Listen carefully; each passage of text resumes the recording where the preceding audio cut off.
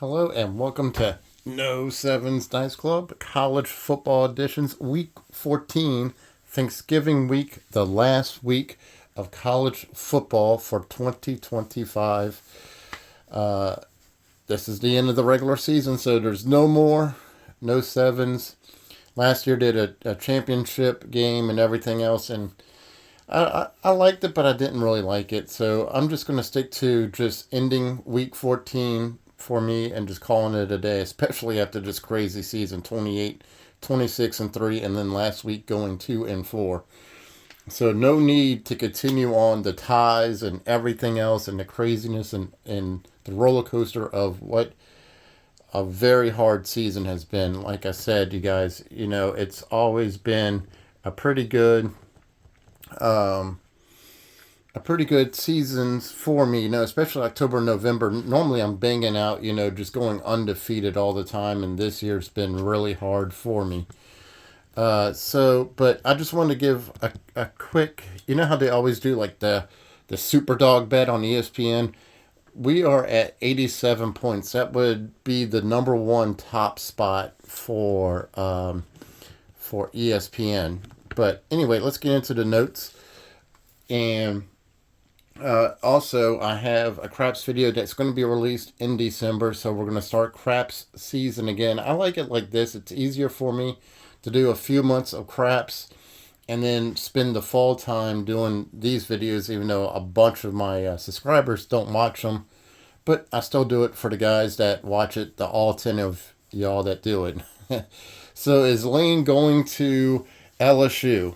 We will soon find out. On Saturday at noon is when the press conference is. They're saying that he's already committed to LSU, that he's already starting there.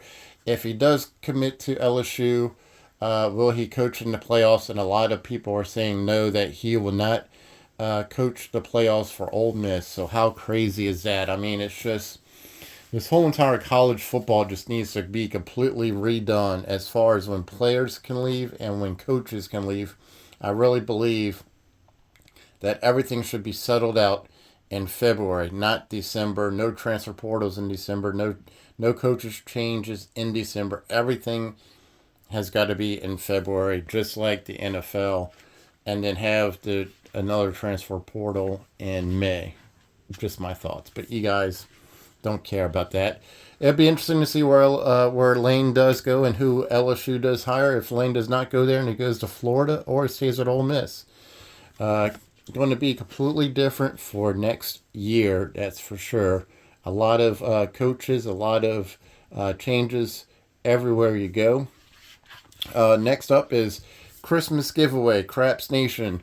Craps Nation helped me out back in 2020. I'm so grateful for Craps Nation for helping me with the money that they did give me to help rebuild my craps table that I lost during Hurricane Zeta, and that went to the new table that I have, which costs way more than what they ever gave me. But it gave me a good little down payment to help pay for the shipping, which I'm very grateful for. So I always, starting last year, I always try to give whatever uh, the proceeds are, whatever I win, my winning percentage throughout the season. Unfortunately, this year it's not been that great.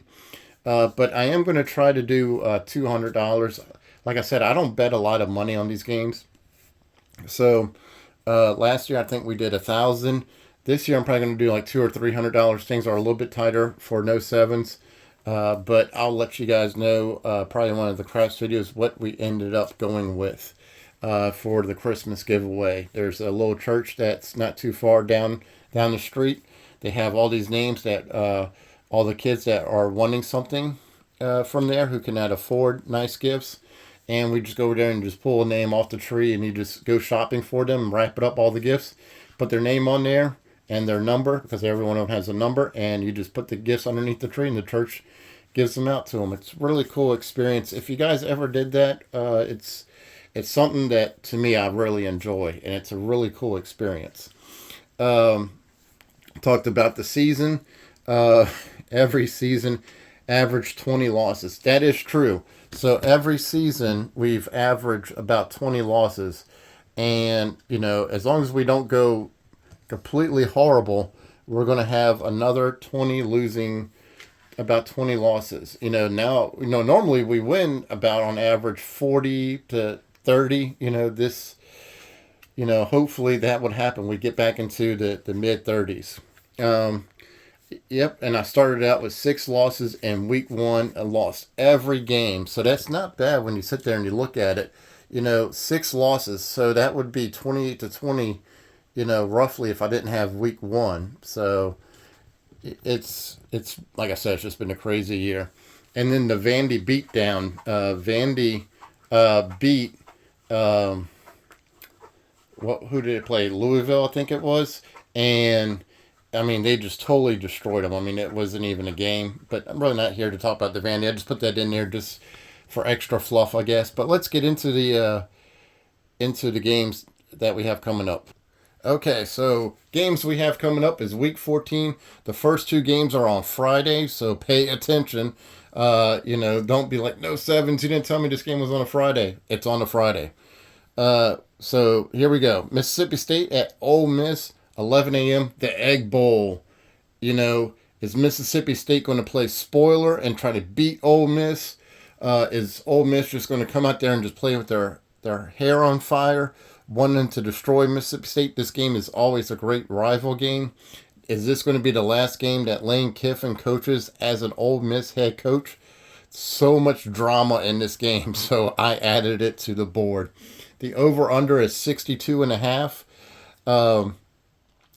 Both teams have really good offenses, so I just expect just nothing but touchdowns. This game could easily get to an over-under of 70.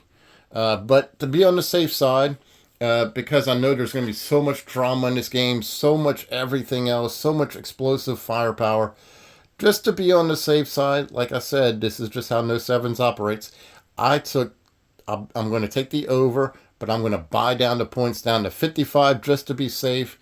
You guys can do the same. It really wasn't that big of a difference. I was quite surprised that it was not that big of a deal. So I went ahead and I bought it down to 55 from 62.5.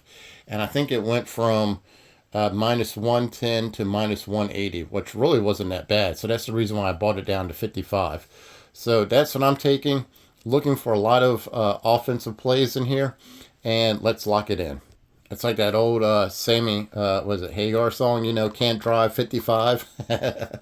All right, next up, Georgia Tech at Georgia. This is a really good game. I've been looking forward to seeing this game all year. I was kind of hoping that Georgia Tech and Georgia was going to be undefeated in this game.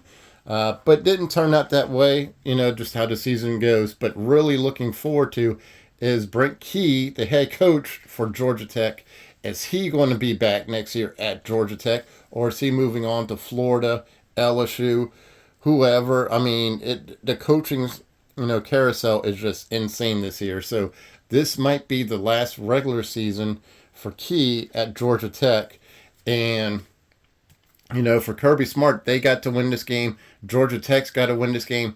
This game is just going to be a physical game at Georgia between the hedges. And really looking forward to this. This is a 2:30 game on Friday. The Ole Miss game is an 11 a.m. game. So I would expect a good, hard-fought game. And whoever wins is going to go to probably the college football playoffs. So really look forward to that. And also Georgia Tech needs to win this game for the ACC championship game. And I think Georgia needs to win this game for the SEC championship ticket to go to the SEC championship. So really, really competitive football game here. So really looking forward to some fireworks. Who do I like? I already made my pick. I took Georgia plus 14. I think it's going to be a very close game, very hard fought. But I'm looking for Georgia to win, but Georgia Tech with the points. That's who I'm taking. So let's lock it in. Okay, that's locked in. All right, next up is LSU at Oklahoma. So LSU has no offense. very good defense. Is Blake Baker going to be back next year, the defensive coordinator for LSU? Who knows? Who's going to be the head coach for LSU? Hopefully, whoever the head coach is has an offense that he's going to bring, because LSU's offense is deplorable. They barely beat Western Kentucky. It was probably one of the worst LSU games I've ever watched in about 20 years. Oklahoma needs to win this game. Oklahoma needs to win this game in fashion. Oklahoma is just destroyed Mizzou last week and never looked back. And I kind of expect the same thing. This game is going to get really ugly at 2:30 on Saturday. And I might be switching this game off to watch something else. As much as I love LSU and I am a diehard LSU fan, football, baseball, any kind of sport LSU plays, I am there watching it. This game might not be that game I watch because I don't want to watch how bad this is going to be. This is going to be a very nasty beatdown. Oklahoma is only minus 10.5 in this game. I'm really surprised that it's not minus 30 because, I mean, I'm telling you, LSU has no offense. I mean, they have to put probably the towel boys and the water boys out there to finish out this game for LSU. It's just really, really bad. And I don't even think Garrett Nussmeier is even going to play in this game. The fifth-year senior quarterback for LSU. I think he's officially rolled out too. So, with that being said, you already know where I'm going with this. I'm taking Oklahoma minus 10.5, and what I did was I bought down that half a point. Doesn't make a difference on the betting app that I bet on. So I'm going to take Oklahoma minus 10, lock it in. Okay, minus 10. See what I did there? All right, next up, Alabama versus Auburn. So they're playing in Tuscaloosa, not at the haunted Auburn place. Auburn doesn't have a head coach. Who is there going to be their head coach next season? Like I said, this is just getting carried away with the rotation of coaches.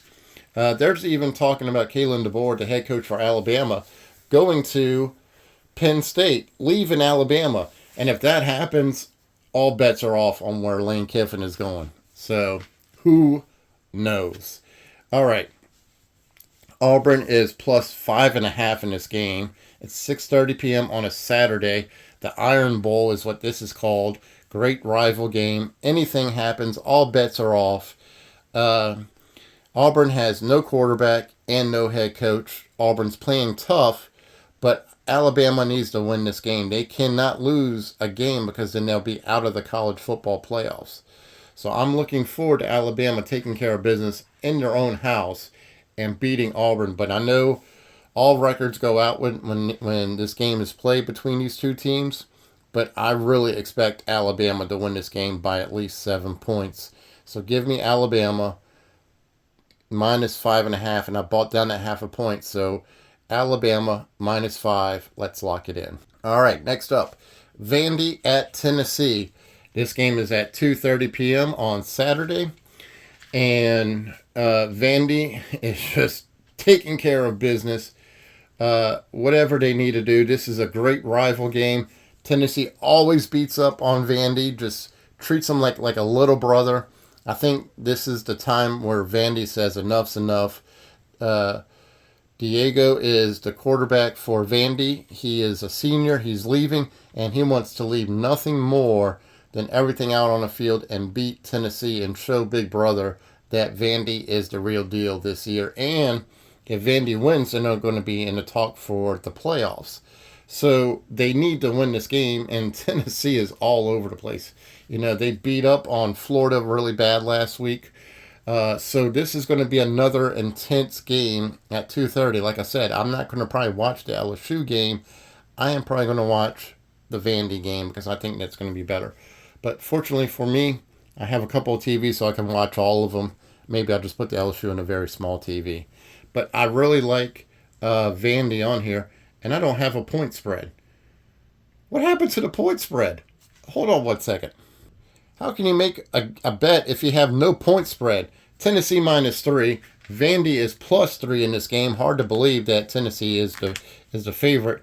But I like Vandy in this, so I am going to take Vandy plus 3 and see what happens. I think this is going to be a very, very close game, but I'm hoping Vandy just comes in there and just railroads Tennessee and gets one for little brother. Okay, next up is Stanford at Notre Dame. This game is an over-under at 49.5. Stanford is looking for a head coach, too. All these teams looking for head coaches. You know, and Notre Dame is continuing on. They have to win this game. I expect, if you looked at the last game last week, Notre Dame won by like 70 points. So I'm expecting the same thing because there's not going to be any difference between this week and last week. So look for Notre Dame just to run away. I'm not even going to get into the details. Let's just go ahead and just put it in there. Notre Dame, I'm not even buying down the points. Notre Dame, 49, the over-under at 49.5. Notre Dame to run away with this game, so let's lock it in. All right, there it is. It is done.